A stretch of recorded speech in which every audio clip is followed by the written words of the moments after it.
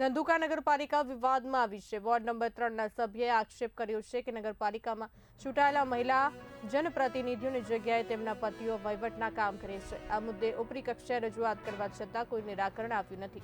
આ સમગ્ર મામલે હવે વોર્ડ નંબર 3ના સભ્યએ ચીફ ઓફિસર પાસે પાછલા 2 થી 3 મહિનાના સીસીટીવી ફૂટેજનો રેકોર્ડ માંગ્યો છે અને જો આ ફૂટેજનો રેકોર્ડ નહીં આપવામાં આવે તો ઉગ્ર આંદોલન કરવાની ચીમકી ઉચ્ચારી છે।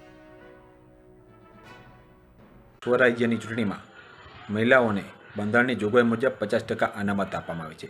આ અનામતની સીટ ઉપર જે મહિલાઓ જનપ્રતિનિધિ તરીકે ચૂંટાઈને આવે છે તેઓ દ્વારા વહીવટો કરવાના હોય, પરંતુ ધંધુકા નગરપાલિકામાં હાલમાં જે પ્રમુખ છે તેના પતિદેવ જિગ્નેશભાઈ આદેસરા અને એક મહિલા કોર્પોરેટર છે તેમના પતિદેવ અમદકુમાર રાણપુરા, આ બે વ્યક્તિ દ્વારા ધંધુકા નગરપાલિકામાં પ્રમુખશ્રીની ઓફિસ, પછી એકાઉન્ટ શાખા અને પછી એન્જિનિયરના રૂમમાં કોઈ હોદ્દો ધરાવતા ન હોવા છતાં પણ તેઓ દ્વારા ત્યાં બેસીને વહીવટો કરવામાં આવે છે, પોતાનો અડ્ડો જમાવી દેવામાં આવેલો છે।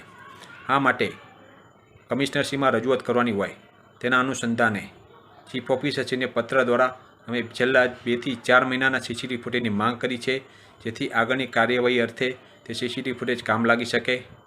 આ માટે જો વહેલી તકે આ બાબતે કોઈ પગલાં લેવામાં નહીં આવે તો અમારા વિપક્ષ દ્વારા જન આક્રોશ કરવામાં આવશે, આંદોલન કરવામાં આવશે, ધરણા પણ કરવામાં આવશે।